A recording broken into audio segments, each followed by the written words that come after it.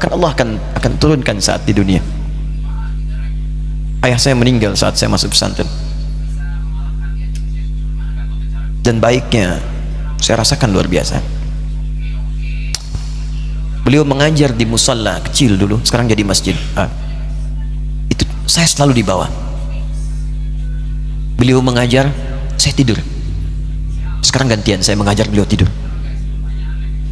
Dan kadang di pangku gendong sampai pulang. Saya pernah sengaja pura-pura tidur untuk ingin tahu apa yang dikerjakan ayah saya di jalan. Jaga betul supaya nggak bangun. Begitu saya disimpan di kasur dan bangun, diajak bercanda. Saya mau masuk pesantren, beliau nggak sempat ngantar. Saya bertemu, beliau menangis, peluk saya, minta maaf nggak bisa ngantar ke pesantren. Saya belum mengerti apapun saat itu. Saya bertekad, insya Allah saya belajar dengan sungguh-sungguh. Sepekan 2 pekan saya dapat panggilan pulang. Saya tanya pada kakak saya yang ikut, sekarang ada di sini, di mana ayah? Beliau nggak jawab. Sampai di Bandung, paman saya, beliau sekarang Sekom MUI Jawa Barat, langsung menyampaikan, nampaknya nggak akan terkejar sampai sana, mungkin sudah dimakamkan. Saya ngerti, paham saat itu bahwa beliau telah wafat. Maka saya pulang. Maghrib saya sampai, saya dapati ibu di ruangan tengah. Saya datangi, saya menahan tangis, tidak menangis sedikit pun untuk membahagiakan ibu saya. Saya datang, saya peluk, saya temani tidurnya. Itu pertemuan saya dengan ayah saya terakhir di mimpi. Saya bermimpi melihat sudah pakai kemeja, tersenyum, mendadahi saya. Sudah. Besoknya saya cari ke kamar, ternyata Allahu Akbar, apa yang selama ini saya pelajari di pesantren, kitabnya sudah ada di kamar semua, sudah disiapkan. Saya menangis saat itu. Saya bawa mushaf. Jadi bapak saya, ayah saya, itu bajunya pun saat wafat dibagikan kepada sahabat-sahabatnya. Bajunya, kitab-kitab ini dibagikan. Ibu saya menunjukkan kemudian ada jam yang nanti nak pakai. Saya bilang, simpanlah. Saya bawa mushaf. Dengan mushaf itu saya duduk di ruangan tengah, saya menghadap ke kiblat dan saya mohon kepada Allah, ya Allah, saya tak punya kemampuan lagi membahagiakan ayah saya saat hidup di dunia, tapi mohon jadikan setiap huruf dalam Al-Quran ini, ya Allah, pahalanya mengalir untuk ayah saya. Begitu saya bacakan saat itu, tak bisa saya berhenti, dan tiba-tiba langsung masuk ayatnya, artinya, posisinya, nomornya, gak pernah berhenti, masuk. Saya bertekad ingin berbuat baik. Puncaknya saya sekolah. Ibu, ya Allah, saya ingin berbakti pada ibunda saya. Anda tahu apa yang terjadi? Demi Allah saya katakan, ketika Anda bersabar, ibu saya, Bu, Pak, itu krisis 97, Pak. Waktu krisis saya masuk pesantren, saya diberikan sempurna bekal seperti anak-anak lain. Rupanya ibu saya sudah tanya kepada santi-santi, orang tuanya, berapa bekal Anda kasihkan? Dikasih yang paling tinggi itu dikasihkan pada kami tiap bulan. Saya terima. Satu kali libur saya pulang dari jauh, ibu saya tersenyum melihat, sedang jemur pakaian melihat saya. Begitu saya tiba, kaget saya. Kok pakaian ibu saya, pakaiannya nggak cocok dipakai gitu. Ini bukan pakaian ibu saya, kayak kain pel lah kalau sekarang. Saya masuk ke rumah, saya kejar, saya buka pakaiannya, lemarinya, saya nggak temukan sedikit pun. Saya kejar kakak saya, dia sudah siapkan makan. Kak perempuan kami yang kedua, mana pakaian ibu saya? Perhatikan jawabannya. Dia menangis saat itu.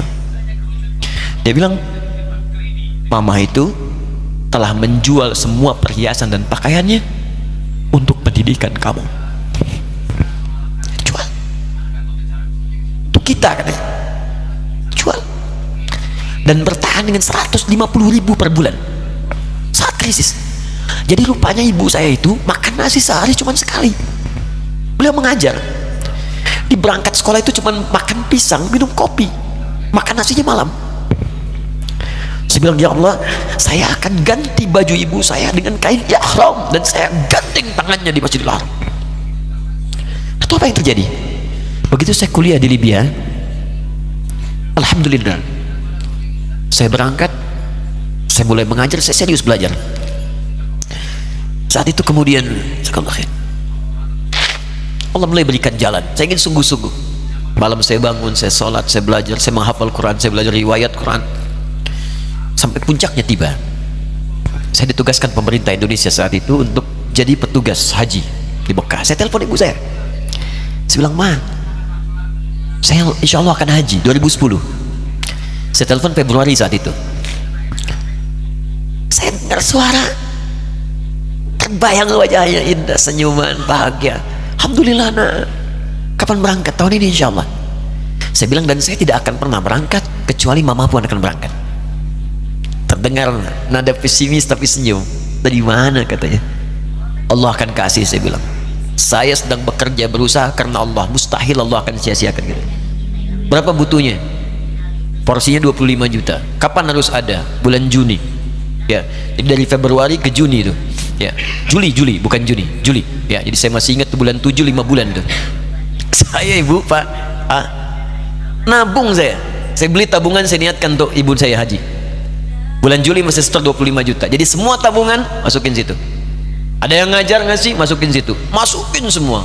Tepat sepekan sebelum itu kemudian didaftarkan, saya buka tabungan. Allahu Akbar, karunia Allah luar biasa. Tadi butuh berapa? 25 juta. Begitu dibuka, Masya Allah, 1 juta. Karena beasiswa nggak banyak, 1 juta. Tapi 3 hari sebelum daftar, entah dari mana ibu-ibu pengajian di KBRI datang, Ustadz, ibu katanya mau haji juga ya, Ustadz mau haji ya, ibu ikut ya, sudah nggak usah dipikirin, nanti kami yang pikirkan semuanya. Tiba-tiba dikirim, bayar porsinya di sana, dapat koper paling besar. Bayangkan, tadinya kopernya belum datang, telepon lagi, nak koper belum datang katanya. Saya bilang, Ma, tenang aja, apa hajinya nggak jelas ini? Tidak jelas, saya bilang, insya Allah ya. Nah, cuman beritanya berbeda. Begitu saya telepon lagi, Ma, gimana bisa? Nah, telah keluar pengumumannya. Kapan, Ma? 2013. Loh, kan saya haji 2010, nggak bisa, harus 2010. Lihat kalimat ibunda saya. Nah, jangan pernah mengambil hak orang lain. Allah kasih 2013, alhamdulillah. Saya bilang, Ma, kita tidak harus mengambil hak orang lain, tapi kita meminta kepada Allah yang memanggil kita. Boleh jadi Allah akan berikan tambahan kuota pada tahun ini. Doa lagi, minta, pulang ke masjid. Tiba-tiba ada sidang oki di Istanbul saat itu, keputusan 1.000. Setiap ada 1.000 muslim, 1 kuotanya. Saat itu Indonesia dapat tambahan 22.000, termasuk ibu saya ada di situ. Ya, acara malam Al-Qadar 27 Ramadan, malam masih ingat betul, saya jadi MC dengan rektor pada saat itu. Saya nggak pernah bawa handphone, tiba-tiba handphone itu saya bawa, berbunyi kemudian telepon itu. Saya minta pada rektor izin, saya angkat dulu, diperkenankan.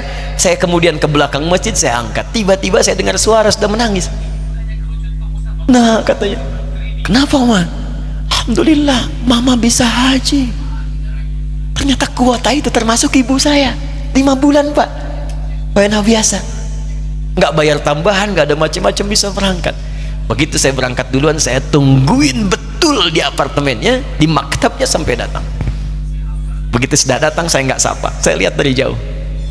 Bahagianya saya bisa mengganti pakaian tadi yang lusuh dengan kain ihram. Saya perhatikan, saya ikuti dari belakang, di lift saya ikuti, di jalan saya ikuti. Begitu sampai Masjidil Haram, saya gandeng tangannya. Ma, kita sama-sama. Labbaik Allahumma labbaik, labbaik la syarika lak labbaik. Saya tawaf, saya gandeng ibu saya lindungi supaya dapat kenikmatan dalam tawafnya. Begitu saya rasakan bagaimana Sayyidah Hajar bekerja keras untuk Ismail. Saya balas di situ, saya gandeng tangan yang kanan, saya minta pada Allah, muliakan ibu saya, ya Allah, muliakan ibu saya, muliakan, berikan saya kesempatan membahagiakannya. Cuman yang kanan digandeng, yang kiri kosong, karena sudah tidak ada. Jadi ketika Anda belajar pun untuk menjadi ulama, Allah akan muliakan Anda.